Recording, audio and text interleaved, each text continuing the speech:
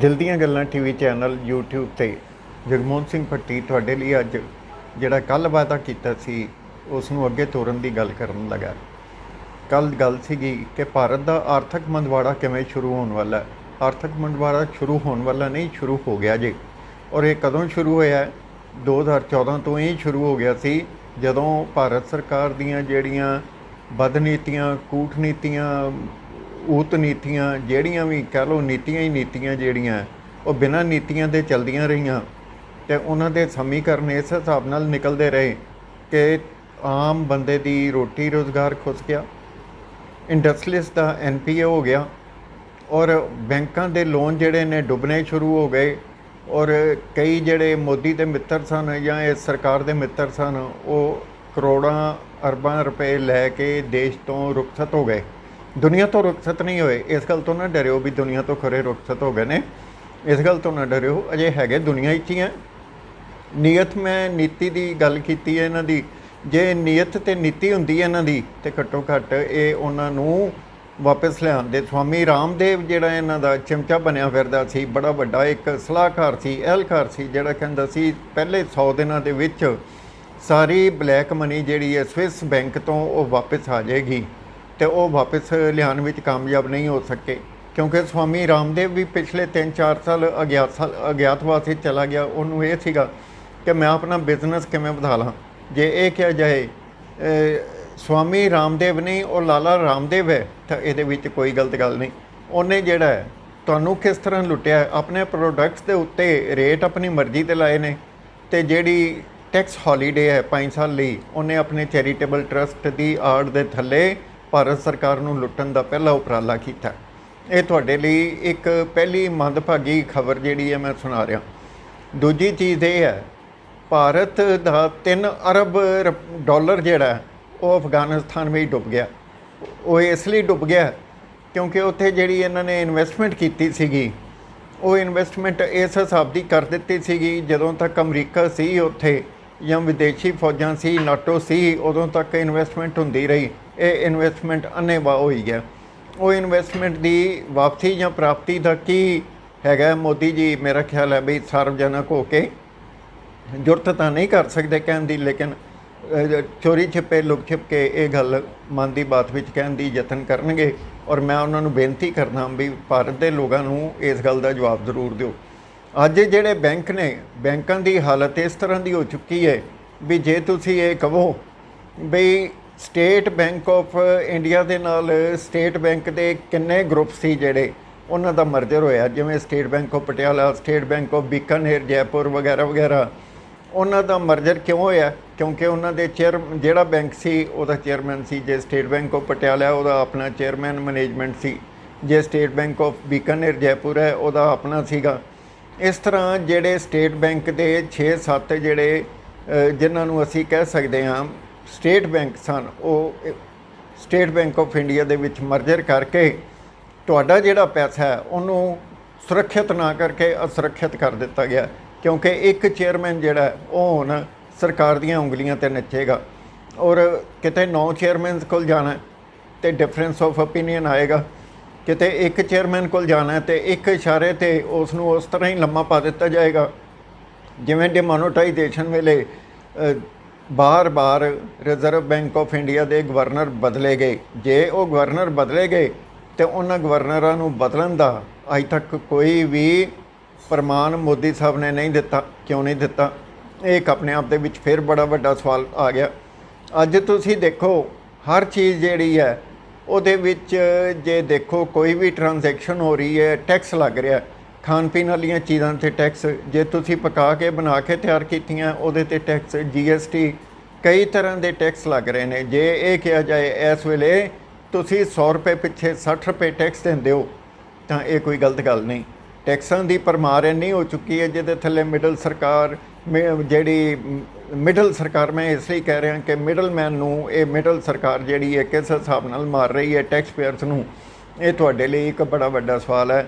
ਔਰ ਦੇਖੋ ਭਾਰਤ ਸਰਕਾਰ ਦੀ ਜਿਹੜੀ ਹੈ, ਜੇ ਇਹ ਕਿਹਾ ਜਾਏ ਇਨਕਮ ਟੈਕਸ ਡਿਪਾਰਟਮੈਂਟ, ED ਜਾਂ ਜਿਹੜੇ ਹੋਰ ਇੱਦਾਂ ਦੇ ਅਦਾਰੇ ਨੇ, ਉਹ ਇੱਕ ਲੁੱਟ ਖੋਹ ਦਾ ਸ਼ਿਕਾਰ ਨੇ। ਭਾਰਤ ਸਰਕਾਰ ਵਾਸਤੇ ਉਹ ਲੋਕਾਂ ਤੋਂ ਪੈਸੇ ਕਿਵੇਂ ਲੁੱਟਦੇ ਨੇ, ਕਾਨੂੰਨੀ ਦਾ ਪੇਚ ਪੁੱਠੇ ਕਰਕੇ ਉਹਨਾਂ ਉੱਤੇ ਮੁਕੱਦਮਾ ਕਿਉਂ ਨਹੀਂ ਚਲਾਇਆ ਜਾਂਦਾ।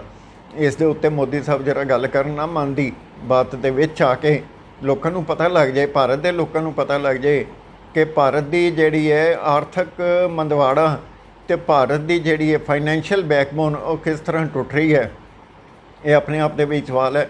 ਵਿਦੇਸ਼ਾਂ ਨੂੰ ਬੱਚੇ ਜਿਹੜੇ ਨੇ ਉਡਾਰੀਆਂ ਲਾ ਰਹੇ ਨੇ, ਉਹ ਜਾ ਰਹੇ ਨੇ ਉੱਥੇ ਇਹ ਸੋਚ ਕੇ ਵੀ ਸਾਨੂੰ ਉੱਥੇ ਕੋਈ ਰੁਜ਼ਗਾਰ ਮਿਲ ਜਾਏਗਾ, 4 ਪੈਸੇ ਮਿਲ ਜਾਣਗੇ, ਕੁਛ ਹੋ ਜਾਏਗਾ।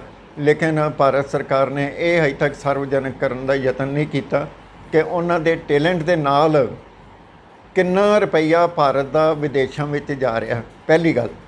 ਦੂਜੀ ਗੱਲ, ਕਿੰਨੇ ਕਰਪਟ ਲੋਕ ਸੀਗੇ ਜਿਨ੍ਹਾਂ ਨੇ ਇੱਥੇ ਭਾਰਤ ਨੂੰ ਲੁੱਟਿਆ ਔਰ ਭਾਰਤ ਨੂੰ ਲੁੱਟਣ ਤੋਂ ਬਾਅਦ ਵਿਦੇਸ਼ਾਂ ਵਿੱਚ ਪੈਸਾ ਲੈ ਗਏ, ਉਹਨਾਂ ਬਾਰੇ ਕੋਈ ਸਾਰਵਜਨਿਕ ਨਹੀਂ ਕੀਤਾ ਗਿਆ। ਅੱਜ ਤੁਸੀਂ ਦੇਖੋ ਇੱਕ ਖਬਰ ਬਾਰ-ਬਾਰ ਆ ਰਹੀ ਹੈ, ਵਾਰਾਣਸੀ ਤੋਂ ਜਿਹੜੀ ਹੈ ਗੁਜਰਾਤ ਤੱਕ ਇੱਕ ਐਕਸਪ੍ਰੈਸ ਚੱਲ ਗਈ ਹੈ। ਉਹ ਐਕਸਪ੍ਰੈਸ ਜਿਹੜੀ ਹੈ ਲੁੱਟ ਦੀ ਐਕਸਪ੍ਰੈਸ ਚੱਲੀ ਹੈ ਜ਼ਰੂਰ। ਸੌਗਾਤ ਕੀ ਹੁੰਦੀ ਹੈ? ਸੌਗਾਤ ਉਹ ਹੁੰਦੀ ਹੈ ਜਿਹੜੀ ਬੰਦਾ ਆਪਣੇ ਜੇਬ ਵਿੱਚੋਂ ਦੇਵੇ। ਅਤੇ ਇਹ ਸਰਕਾਰ ਜਿਹੜੀ ਹੈ ਇਸ ਨੇ ਸੌਗਾਤ ਤੁਹਾਨੂੰ ਕਦੇ ਦਿੱਤੀ ਹੈ? ਸਾਰੇ ਦੇਸ਼ ਦੀ ਜਿਹੜੀ ਅਰਥ ਵਿਵਸਥਾ ਹੈ ਉਸ ਨੂੰ ਦਾਅ 'ਤੇ ਲਾ ਕੇ ਯੂਪੀ ਅਤੇ ਗੁਜਰਾਤ ਨੂੰ ਖੁਸ਼ ਕਰਨ ਦੀ ਕੋਸ਼ਿਸ਼ ਕੀਤੀ ਹੈ। ਇਹ ਕਿੱਡਾ ਵੱਡਾ ਉਪਰਾਲਾ ਹੈ। ਜੇ ਆਰਥਿਕ ਮੰਦਵਾੜੇ ਦਾ ਜਿਹੜਾ ਯਤਨ ਨਹੀਂ ਤਾਂ ਹੋਰ ਕੀ ਹੈ। ਅੱਜ ਬੱਚੇ ਜਿਹੜੇ ਨੇ ਕੁਛ ਵੀ ਕਰਨ ਦੀ ਬਜਾਏ ਉਹ ਇਹ ਸੋਚਦੇ ਨੇ ਵੀ ਆਈਲੈਟ ਕਰ ਲਈਏ। ਆਈਲੈਟ ਦੇ ਵਿੱਚ ਕ੍ਰਾਈਮ ਗ੍ਰਾਫ ਇੰਨਾ ਵੱਧ ਚੁੱਕਾ ਹੈ ਵੀ ਜੇ ਦੇਖਿਆ ਜਾਏ ਇਹਦੇ ਨਾਲ ਵੀ ਕਈ ਮੁੱਦੇ ਜੁੜੇ ਹੋਏ ਨੇ। ਜਿਹੜੇ ਬੱਚੇ ਬਾਹਰ ਜਾਣਾ ਚਾਹੁੰਦੇ ਨੇ ਉਹ ਆਈਲੈਟ ਕੁੜੀ ਲੱਭਦੇ ਨੇ, ਉਹਨੂੰ ਕਹਿੰਦੇ ਵੀ ਤੇਰੇ ਉੱਤੇ ਇੰਨੇ ਪੈਸੇ ਅਸੀਂ ਲਾ ਦਿੰਦੇ ਹਾਂ ਅਤੇ ਤੂੰ ਬਾਹਰ ਪਹੁੰਚ ਅਤੇ ਸਾਡੇ ਮੁੰਡੇ ਨੂੰ ਬੁਲਾ ਲਈ। ਔਰ ਕਿੱਡਾ ਵੱਡਾ ਜੂਆ ਖੇਡਿਆ ਜਾ ਰਿਹਾ ਪੈਸੇ ਦਾ। ਇਹ ਇੱਕ ਆਰਥਿਕ ਮੰਦਵਾੜਾ ਹੈ। ਜਿਹੜੇ ਬੱਚੇ ਆਪਣੇ ਮਾਂ-ਪਿਓ ਨਾਲ ਰਹਿ ਕੇ ਮਿਲ ਜੁਲ ਕੇ ਰਹਿੰਦੇ ਸਨ, ਰੱਜ ਕੇ ਰੋਟੀ ਖਾਂਦੇ ਸਨ ਘਰ, ਉਹ ਵੀ ਕੰਗਾਲ ਹੋ ਰਹੇ ਨੇ। ਇਹ ਵੀ ਮੋਦੀ ਸਾਹਿਬ ਦੀ ਜਿਹੜੀ ਹੈ ਸਰਕਾਰ ਦੀ ਦੇਣ ਹੈ ਜਾਂ ਕੀ ਹੈ? ਇਸ ਨੂੰ ਵੀ ਮੋਦੀ ਸਾਹਿਬ ਜੇ ਮਨ ਦੀ ਬਾਤ ਹੋਈ ਸਾਰਵਜਨਿਕ ਕਰਨ ਤਾਂ ਬੜੀ ਵੱਡੀ ਗੱਲ ਹੋਏਗੀ। ਇਸ ਤੋਂ ਇਲਾਵਾ ਕੋਈ ਵੀ ਟੈਲੈਂਟ ਜਿਹੜਾ, ਕੋਈ ਵੀ ਜਿਹੜਾ ਭਾਰਤੀ ਜਿਹੜਾ ਅਮਨ ਪਸੰਦ ਹੈ ਉਹ ਇਸ ਦੇਸ਼ ਵਿੱਚ ਕਿਉਂ ਨਹੀਂ ਰਹਿਣਾ ਚਾਹੁੰਦਾ? ਇਹ ਇੱਕ ਆਪਣੇ ਆਪ ਦੇ ਵਿੱਚ ਫਿਰ ਸਵਾਲ ਹੈ। ਇਸ ਕਰਕੇ ਨਹੀਂ ਰਹਿਣਾ ਚਾਹੁੰਦਾ ਕਿਉਂਕਿ ਉਹਨੂੰ ਰੋਟੀ ਨਹੀਂ ਮਿਲ ਰਹੀ, ਉਸ ਨੂੰ ਰੁਜ਼ਗਾਰ ਨਹੀਂ ਮਿਲ ਰਿਹਾ। 20 ਕਰੋੜ ਨੌਕਰੀਆਂ ਜਿਹੜੀਆਂ ਉਹ ਇਸ ਸਰਕਾਰ ਨੇ ਖੋਲ੍ਹੀਆਂ ਪਿਛਲੇ 7 ਸਾਲਾਂ ਦੇ ਵਿੱਚ। ਜੇ ਇਹ 7 ਸਾਲਾਂ ਦੇ ਵਿੱਚ ਸਰਕਾਰ ਨੇ ਇਹ ਨੌਕਰੀਆਂ ਖੋਲ੍ਹੀਆਂ ਤਾਂ ਕਿੰਨੇ ਲੋਕਾਂ ਦਾ ਜਿਹੜਾ ਕਾਰੋਬਾਰ ਰੁਜ਼ਗਾਰ ਬਰਬਾਦ ਹੋ ਗਿਆ। ਉਹ ਘਰ ਤੋਂ ਬੇਕਾਰ ਹੋ ਗਏ ਨੇ, ਸੜਕ 'ਤੇ ਆ ਗਏ ਨੇ। ਸ਼ਹਿਰ ਦੇ ਵਿੱਚ ਜਿਹੜੇ ਟੂਲੇਟ ਕਦੀ ਨਜ਼ਰ ਨਹੀਂ ਸੀ ਆਉਂਦੇ, 4 ਚੱਕਰ ਲਾਉਣ 'ਤੇ ਵੀ ਪਤਾ ਨਹੀਂ ਸੀ ਲੱਗਦਾ ਵੀ ਕਿਹੜੇ ਮਕਾਨ ਦੇ ਵਿੱਚ ਟੂਲੇਟ ਹੈ। ਅੱਜ ਜੇ ਤੁਸੀਂ ਇੱਕ ਗਲੀ ਦੇ ਵਿੱਚ ਚੱਕਰ ਲਗਾਓ ਤਾਂ ਉੱਥੇ ਘੱਟੋ ਘੱਟ 5-7 ਟੂਲੇਟ ਦੇ ਬੋਰਡ ਤੁਹਾਨੂੰ ਸ਼ਰੇਆਮ ਨਜ਼ਰ ਆ ਜਾਣਗੇ। ਉਹਨਾਂ ਮਾਲਕ ਮਕਾਨਾਂ ਦੀ ਵੀ ਅਰਥ ਵਿਵਸਥਾ ਜਿਹੜੀ ਹੈ ਵਿਗੜ ਰਹੀ ਹੈ। ਇੰਡਸਟਰੀਜ਼ ਦੀ ਅਰਥ ਵਿਵਸਥਾ ਜਿਹੜੀ ਹੈ ਵਿਗੜ ਰਹੀ ਹੈ। ਜਿਹੜੇ ਹੋਰ ਲੋਕ ਸੀਗੇ ਜਿਨ੍ਹਾਂ ਨੂੰ ਇਹ ਕਹਿ ਕੇ ਕਿਹਾ ਗਿਆ ਵੀ ਅਸੀਂ ਭਾਰਤ ਦੀ ਅਰਥ ਵਿਵਸਥਾ ਨੂੰ ਮੇਡ ਇਨ ਇੰਡੀਆ ਤੋਂ ਮੇਕ ਇਨ ਇੰਡੀਆ ਬਣਾ ਦਿੱਤਾ ਹੈ। ਇਹ ਕਿੱਡਾ ਵੱਡਾ ਇੱਕ ਜਿਹੜਾ ਜੇ ਇਹ ਕਿਹਾ ਜਾਏ ਮਾਰਕੇ ਵਾਲੀ ਗੱਲ ਹੈ। ਇਹ ਮੇਡ ਇਨ ਇੰਡੀਆ ਰਿਹਾ ਨਹੀਂ, ਮੇਕ ਇਨ ਇੰਡੀਆ ਬਣਿਆ ਨਹੀਂ। ਅਤੇ ਇਹਦੇ ਵਿੱਚ ਤੁਸੀਂ ਇਹ ਦੇਖੋ ਅੱਜ ਇਹ ਗੱਲ ਸਰਕਾਰ ਨੂੰ ਪੁੱਛਣੀ ਬਣਦੀ ਹੈ ਕਿ ਸਰਕਾਰ ਜੀ ਤੁਸੀਂ ਭਾਰਤ ਦੇ ਲੋਕਾਂ ਲਈ ਕੀ ਕੀਤਾ, ਅਰਥ ਵਿਵਸਥਾ ਲਈ ਕੀ ਕੀਤਾ। ਜੇ ਅੱਜ ਕਿਸਾਨ ਨਾ ਹੋਵੇ ਤਾਂ ਇਹ ਜਿਹੜੀ ਰੋਟੀ ਤੁਸੀਂ ਖਾ ਰਹੇ ਹੋ ਅੱਜ ਕਿਸਾਨਾਂ ਦੀ ਬਦੌਲਤ ਇਹ ਅੰਬਾਨੀਆਂ ਅਡਾਨੀਆਂ ਦੇ ਹੱਥਾਂ ਵਿੱਚ ਚਲੀ ਗਈ ਤਾਂ ਇਹ 100 ਰੁਪਏ ਦੀ ਇੱਕ ਰੋਟੀ ਤੁਹਾਨੂੰ ਮਿਲੇਗੀ। ਅਤੇ ਕਿੰਨੇ ਲੋਕਾਂ ਦੇ ਵਿੱਚ ਇੰਨੀ ਤਾਕਤ ਹੈ, ਸਮਰੱਥ ਹੈ, ਉਹ 100 ਰੁਪਏ ਦੀ ਰੋਟੀ ਇੱਕ ਖਰੀਦ ਕੇ ਅਤੇ ਖਾ ਸਕਣਗੇ। ਜੇ MP ਨੇ, MLA ਨੇ ਜਾਂ ਹੋਰ ਜਿਹੜੇ ਵੀ VIP ਨੇ ਉਹਨਾਂ ਦੀ ਸਿਕਿਉਰਿਟੀ ਦੇ ਉੱਤੇ ਕਿੰਨਾ ਖਰਚ ਹੋ ਰਿਹਾ, ਇਹ ਵੀ ਭਾਰਤ ਦੀ ਅਰਥ ਵਿਵਸਥਾ ਦੇ ਵਿੱਚ ਇੱਕ ਬੜਾ ਵੱਡਾ ਡੈਂਟ ਪਾਉਂਦਾ। ਕਿਉਂਕਿ ਇਹ ਜਿਹੜੇ ਦੇਸ਼ ਸੇਵਕ ਨੇ, ਸੋ ਕਾਲਡ ਦੇਸ਼ ਸੇਵਕ ਨੇ ਜਿਹੜੇ, ਉਹਨਾਂ ਨੂੰ ਉਦੋਂ ਡਰ ਨਹੀਂ ਲੱਗਿਆ ਜਦੋਂ ਉਹ ਆਪਣੇ ਲੋਕਾਂ ਵਿੱਚ ਵੋਟਾਂ ਲੈਣ ਜਾਂਦੇ ਸੀ। ਜਦੋਂ ਉਹ ਕਿਸੇ ਰੁਤਬੇ 'ਤੇ ਪਹੁੰਚ ਗਏ ਜਾਂ ਕਿਸੇ MLA MP ਮੰਤਰੀ ਦੀ ਕੁਰਸੀ ਜਾਂ ਗੱਦੀ 'ਤੇ ਪਹੁੰਚ ਗਏ ਨੇ, ਉਹਨਾਂ ਨੂੰ ਫਿਰ ਆਪਣੇ ਲੋਕਾਂ ਤੋਂ ਡਰ ਲੱਗਣ ਲੱਗ ਗਿਆ ਔਰ ਉਹਨਾਂ ਨੂੰ ਸਿਕਿਉਰਿਟੀ ਦੀ ਜ਼ਰੂਰਤ ਪੈ ਗਈ। ਆਨ ਬਾਨ ਸ਼ਾਨ ਉਹਨਾਂ ਦੀ ਜਿਹੜੀ ਸੀ, ਵੱਡੀ ਗੱਡੀ ਚਾਹੀਦੀ ਹੈ ਉਹਨਾਂ ਨੂੰ। ਕਿਉਂ ਵੱਡੀ ਗੱਡੀ ਚਾਹੀਦੀ ਹੈ? ਔਰ ਹੋਰ ਤੁਹਾਨੂੰ ਇੱਕ ਗੱਲ ਹੋਰ ਦੱਸਦੇ ਹਾਂ, ਜਿਹੜੀ ਉਹਨਾਂ ਨੂੰ ਤਨਖਾਹ ਮਿਲ ਰਹੀ ਹੈ ਜਾਂ ਕੁਝ ਮਿਲ ਰਿਹਾ ਉਹਦਾ ਟੈਕਸ ਜਿਹੜਾ ਹੈ ਇਹ ਸਾਡੀ ਅਕਲਮੰਦ ਸਰਕਾਰ ਦਿੰਦੀ ਹੈ। ਉਹਨਾਂ ਦੀ ਸੈਲਰੀ ਵਿੱਚੋਂ ਨਹੀਂ ਕੱਟਿਆ ਜਾਂਦਾ। ਆਮ ਬੰਦੇ ਕੋਲੋਂ TDS ਕੱਟਿਆ ਜਾਂਦਾ, ਜਿਹੜੇ ਇੰਡਸਟਰੀਅਲਿਸਟ ਨੇ ਉਹਨਾਂ ਕੋਲੋਂ TDS ਕੱਟਿਆ ਜਾਂਦਾ, ਹੋਰ ਕਈ ਤਰ੍ਹਾਂ ਦੇ ਟੈਕਸ ਲਏ ਜਾਂਦੇ ਨੇ। ਜੇ ਇਹ ਬਰਬਾਦੀ ਦਾ ਇੱਕ ਕਾਰਨ ਨਹੀਂ ਭਾਰਤ ਦੀ ਆਬਾਦੀ ਦੇ ਵਿੱਚ, ਤਾਂ ਇਸ ਆਰਥਿਕ ਮੰਦਵਾੜੇ ਨੂੰ ਰੋਕਣ ਲਈ ਸਰਕਾਰ ਨੇ ਕੀ ਇੱਕ ਰੋਡ ਮੈਪ ਤਿਆਰ ਕੀਤਾ, ਅਜੇ ਤੱਕ ਕੋਈ ਪਤਾ ਨਹੀਂ ਲੱਗਿਆ ਸਰਕਾਰ ਨੂੰ। ਨਾ ਸਰਕਾਰ ਦੱਸ ਸਕੀ ਹੈ, ਨਾ ਮੋਦੀ ਦੇ ਮਨ ਦੇ ਵਿੱਚੋਂ ਕੋਈ ਬਾਤ ਸਾਹਮਣੇ ਆ ਸਕੀ ਹੈ, ਨਾ ਹੀ ਮੋਦੀ ਦਾ ਜਿਹੜਾ ਥਿੰਕ ਟੈਂਕ ਹੈ ਉਹ ਇਹ ਗੱਲ ਦੱਸ ਸਕਿਆ ਲੋਕਾਂ ਨੂੰ, ਭਾਰਤ ਦੇ ਲੋਕਾਂ ਨੂੰ ਜਿਹੜੇ ਪੁੱਛਦੇ ਨੇ। ਅਸੀਂ ਭਾਰਤ ਦੇ ਲੋਕ ਮੋਦੀ ਸਾਹਿਬ ਤੁਹਾਨੂੰ ਪੁੱਛਦੇ ਹਾਂ ਸਾਨੂੰ ਰੋਟੀ ਜੋਗਾ ਵੀ ਛੱਡੋਗੇ ਜਾਂ ਨਹੀਂ। ਇਹ ਬੜੇ ਵੱਡੇ ਸਵਾਲ ਪੈਦਾ ਹੋ ਰਹੇ ਨੇ ਇਸ ਵੇਲੇ। ਜੇ ਇਹ ਦੇਖਿਆ ਜਾਏ ਜਿਹੜੇ ਵੀ ਪ੍ਰਾਈਵੇਟ ਯੂਨੀਵਰਸਿਟੀਆਂ ਅਤੇ ਸੰਸਥਾਨ ਨੇ ਉਹਨਾਂ ਦੇ ਵਿੱਚ ਪ੍ਰੋਫੈਸਰਾਂ ਨੂੰ, ਟੀਚਰਾਂ ਨੂੰ, ਟੀਚਿੰਗ ਸਟਾਫ ਨੂੰ 70% ਸੈਲਰੀ ਦੇ ਉੱਤੇ ਕੰਮ ਕਰਨਾ ਪੈ ਰਿਹਾ। 30% ਸੈਲਰੀ ਜਿਹੜੀ ਹੈ ਉਹ ਕਿੱਥੇ ਜਾ ਰਹੀ ਹੈ? ਮੋਦੀ ਸਾਹਿਬ ਇਸ ਦਾ ਜਵਾਬ ਦੇਣ ਤਾਂ ਮੇਰਾ ਖਿਆਲ ਹੈ ਭਾਰਤ ਦੇ ਰਿਣੀ ਹੋਵਾਂਗੇ, ਅਸੀਂ ਟੀਚਰ ਵਰਗ ਵੀ ਰਿਣੀ ਹੋਵਾਂਗੇ। ਅੱਜ ਜੇ ਦੇਖਿਆ ਜਾਏ ਸਿਰਫ 2 ਮਹਿਕਮਿਆਂ ਨੂੰ ਨੌਕਰੀ ਦੇ ਵਿੱਚ ਤਨਖਾਹ ਵੇਲੇ 'ਤੇ ਮਿਲਦੀ ਹੈ। ਉਹ ਕਿਹੜਾ? ਉਹ ਇਹ ਨੇ, ਪਹਿਲਾ ਮਹਿਕਮਾ ਇਹ ਹੈ ਕਿ ਜਿਹੜਾ ਸਰਕਾਰ ਦਾ ਲੁੱਟ ਖਸੁੱਟ ਦਾ ਮਹਿਕਮਾ, ਜਿਹਨੂੰ ਇਹ ਕਹਿ ਸਕਦੇ ਹਾਂ ਅਸੀਂ, ਜਿਹਦੇ ਵਿੱਚ ਮੰਤਰੀ, ਸੰਤਰੀ, MLA, MP ਸ਼ਾਮਲ ਨੇ। ਦੂਜਾ ਉਹ ਮਹਿਕਮਾ ਪੁਲਿਸ, ਕਿਉਂਕਿ ਪੁਲਿਸ ਤੋਂ ਇਹਨਾਂ ਨੇ ਨਜਾਇਜ਼ ਕੰਮ ਕਰਾਉਣੇ ਹੁੰਦੇ ਨੇ, ਉਹਨਾਂ ਨੂੰ ਵੇਲੇ 'ਤੇ ਤਨਖਾਹ ਮਿਲਦੀ ਹੈ। ਕਈ ਵਿਭਾਗਾਂ ਦੇ ਵਿੱਚ ਇੱਥੋਂ ਤੱਕ ਗੱਲ ਵਿਗੜ ਚੁੱਕੀ ਹੈ ਕਿ ਉਹਨਾਂ ਨੂੰ 4-4, 6-6 ਮਹੀਨੇ ਤੋਂ ਤਨਖਾਹ ਨਹੀਂ ਮਿਲੀ। ਇਹ ਆਰਥਿਕ ਮੰਦਵਾੜੇ ਵੱਲ ਸਾਫ਼ ਅਤੇ ਸਪਸ਼ਟ ਸੰਕੇਤ ਨੇ। ਇਹਨਾਂ ਤੋਂ ਤੁਸੀਂ ਦੇਖ ਲਓ। ਅੱਜ ਰੋਡ ਮੈਪ ਇਹ ਨਹੀਂ ਕਿ ਭਾਰਤ ਦੇ ਵਿੱਚ ਹੜ੍ਹ ਆ ਗਏ ਨੇ ਅਤੇ ਇਹਨਾਂ ਨੂੰ ਹੜ੍ਹਾਂ ਦਾ ਪਾਣੀ ਕਿਵੇਂ ਅਸੀਂ ਸਾਂਭਣਾ ਅਤੇ ਦੇਸ਼ ਲਈ ਵਰਤੋਂ ਵਿੱਚ ਲਿਆਉਣਾ, ਇਹਦੇ ਉੱਤੇ ਕੋਈ ਰੋਡ ਮੈਪ ਨਹੀਂ ਬਣਿਆ। ਜਿਹੜਾ ਬਣਨਾ ਜ਼ਰੂਰੀ ਸੀ, ਭਾਰਤ ਦੀ ਅਰਥ ਵਿਵਸਥਾ ਨੂੰ ਸੰਭਾਲਣ ਲਈ ਇੱਕ ਕਾਮਯਾਬ ਸਿੱਧ ਹੋ ਸਕਦਾ ਸੀ, ਇਹ ਕੰਮ ਇਹਨਾਂ ਨੇ, ਮੋਦੀ ਸਾਹਿਬ ਦੀ ਸਰਕਾਰ ਨੇ ਜਾਂ ਮੋਦੀ ਸਾਹਿਬ ਦੇ ਥਿੰਕ ਟੈਂਕ ਨੇ ਨਹੀਂ ਕੀਤਾ। ਲੱਛੇਦਾਰ ਗੱਲਾਂ ਜ਼ਰੂਰ ਕੀਤੀਆਂ, ਜਿਹੜੀਆਂ ਲੱਛੇਦਾਰ ਗੱਲਾਂ ਕੀਤੀਆਂ ਉਹਦੇ ਲੱਛੇ ਕਿੱਥੇ ਗਏ ਇਹ ਖੁਦ ਨੂੰ ਨਹੀਂ ਪਤਾ ਵੀ ਕਿੱਥੇ ਗਏ। ਹਵਾ 'ਚ ਚਲੇ ਗਏ, ਗੁਬਾਰੇ ਬਣ ਗਏ, ਜਾਂ ਜਿਹੜੇ ਲੱਛੇ ਸੀਗੇ ਉਹ ਡਿੱਗ ਪਏ, ਜਾਂ ਉਹ ਕਿੱਥੇ ਗਏ। ਦੇਸ਼ ਨੂੰ ਰੋਟੀ ਦੀ ਜ਼ਰੂਰਤ ਹੈ।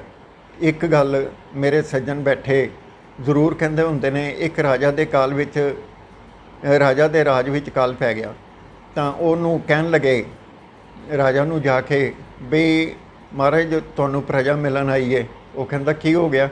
ਕਹਿੰਦੇ ਜੀ ਇਹਨਾਂ ਨੂੰ ਰੋਟੀ ਨਹੀਂ ਮਿਲ ਰਹੀ। ਉਹ ਕਹਿੰਦਾ ਬ੍ਰੈਡ ਬਟਰ ਇਹਨਾਂ ਨੂੰ ਕਹੋ ਖਾ ਲਓ। ਵੀ ਉਹ ਸ਼ਕਲਮੰਦ ਰਾਜਾ ਨੂੰ ਇਹ ਪੁੱਛੋ ਬ੍ਰੈਡ ਬਟਰ ਵਿੱਚ ਅਤੇ ਰੋਟੀ 'ਚ ਕੀ ਫਰਕ ਹੈ? ਅੰਨ ਜਿਹੜਾ ਅੰਨ ਹੁੰਦਾ, ਅੰਨ ਦਾ ਤਾਂ ਕਿਸਾਨ ਹੈ, ਕਿਸਾਨ ਦੀ ਕਿਸਾਨੀ ਜੇ ਅੱਜ ਕਾਇਮ ਹੈ, ਉਸੇ ਵਜ੍ਹਾ ਕਰਕੇ ਗਰੀਬ ਦੀ ਰੋਟੀ ਜਿਹੜੀ ਹੈ ਸਲਾਮਤ ਹੈ।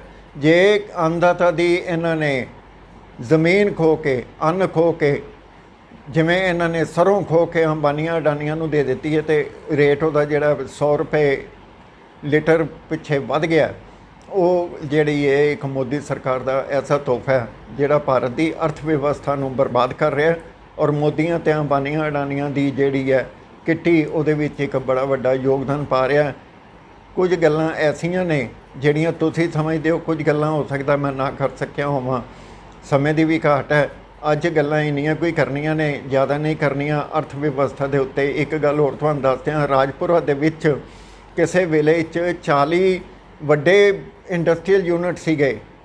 ਡਾਲੀਮਾ ਫੈਕਟਰੀ ਸੀਗੀ, ਇੱਕ ਡਾਲੀਮਾ ਫੈਕਟਰੀ ਦੀ ਮੈਂ ਗੱਲ ਕਰ ਰਿਹਾ, ਬਿਸਕੁਟ ਫੈਕਟਰੀ ਬਣਾਉਂਦੀ ਸੀ, ਉਹ ਬ੍ਰੈਡ ਬਣਾਉਂਦੀ ਸੀ। ਅੱਜ ਉਹਦੀ ਜ਼ਮੀਨ ਜਿਹੜੀ ਹੈ ਉਹਦੇ ਉੱਤੇ ਡਾਲੀਮਾ ਕਲੋਨੀ ਕੱਟ ਦਿੱਤੀ ਗਈ ਹੈ। ਕੀ ਇਹ ਸਾਰਵਜਨਕ ਕਰਨ ਦਾ ਯਤਨ ਕੀਤਾ ਜਾਏਗਾ ਕਿ ਇਸ ਮਿਲੀ ਭੁਗਤ ਦੇ ਪਿੱਛੇ ਪੰਜਾਬ ਸਟੇਟ ਦੀ ਜਿਹੜੀ ਸਰਕਾਰ ਸੀ ਉਹਦਾ ਹੱਥ ਸੀ ਜਾਂ ਕੇਂਦਰ ਦਾ ਹੱਥ ਸੀ? ਇਹ ਕਈ ਗੱਲਾਂ ਨੇ ਜਿਹੜੀਆਂ ਵਿਚਾਰਨੀਆਂ ਬਣਦੀਆਂ। ਕਈ ਸ਼ਹਿਰਾਂ ਦੇ ਵਿੱਚ ਭਾਰਤ ਦੇ ਮੈਂ ਕਹਿ ਰਿਹਾ, ਪੰਜਾਬ ਦੇ ਤਾਂ ਹਨ ਹੀ ਹਨ, ਭਾਰਤ ਦੇ ਕਹਿ ਰਿਹਾ, ਇੰਡਸਟਰੀਆਂ ਬੰਦ ਹੋ ਗਈਆਂ ਔਰ ਜਿਹੜੇ ਇੰਡਸਟਰੀਅਲਿਸਟ ਸੀਗੇ ਉਹ ਰੁੱਲ ਗਏ, ਜਾਂ ਉਹ ਵਿਦੇਸ਼ਾਂ ਨੂੰ ਚਲੇ ਗਏ, ਜਾਂ ਕਿੰਨਾ ਪੈਸਾ ਵਿਦੇਸ਼ਾਂ ਨੂੰ ਗਿਆ। ਭਾਰਤ ਸਰਕਾਰ ਇਸ ਨੂੰ ਸਾਰਵਜਨਕ ਕਰਨ ਦਾ ਯਤਨ ਕਰੇ ਤੇ ਮੇਰਾ ਖਿਆਲ ਹੈ ਦੇਸ਼ ਦੀ ਆਰਥਿਕ ਮੰਦਹਾਲੀ ਨੂੰ ਅਸੀਂ ਸਾਂਭ ਸਕਦੇ ਹਾਂ। ਨਹੀਂ ਤੇ ਇੱਕ ਉਹ ਸਮਾਂ ਆਉਣ ਵਾਲਾ ਹੈ ਜਦੋਂ 1 ਕਿਲੋ ਆਟਾ ਜਿਹੜਾ ਜਾਂ ਅੱਧਾ ਕਿਲੋ ਆਟਾ ਹੈ ਉਹਦੇ ਪਿੱਛੇ ਵੀ ਲੜਾਈ ਹੋਏਗੀ ਔਰ ਕ੍ਰਾਈਮ ਗ੍ਰਾਫ ਜਿਹੜਾ ਵਧੇਗਾ। ਜ਼ਿਆਦਾ ਨਾ ਕਹਿੰਦਾ ਹੋਇਆ ਇੰਨੀਆਂ ਗੱਲਾਂ ਕਰਦਾ। ਮੇਰੀ ਵੀਡੀਓ ਅੱਛੀ ਲੱਗੀ ਹੈ ਵਿਚਾਰ ਅੱਛੇ ਲੱਗੇ ਨੇ ਇਹਨੂੰ ਸ਼ੇਅਰ ਕਰਨਾ, ਵੱਧ ਤੋਂ ਵੱਧ ਸਬਸਕ੍ਰਾਈਬ ਕਰਨਾ, ਆਪਣੇ ਯਾਰਾਂ ਦੋਸਤਾਂ ਨਾਲ ਗੱਲ ਸਾਂਝੀ ਕਰਨਾ, ਮੈਨੂੰ ਫੀਡਬੈਕ ਦੇਣਾ। ਇਹਨਾਂ ਕਹਿੰਦਾ ਹੋਇਆ ਮੈਂ ਤੁਹਾਡੇ ਤੋਂ ਇਜਾਜ਼ਤ ਲੈਣਾ। ਸਤਿ ਸ੍ਰੀ ਅਕਾਲ।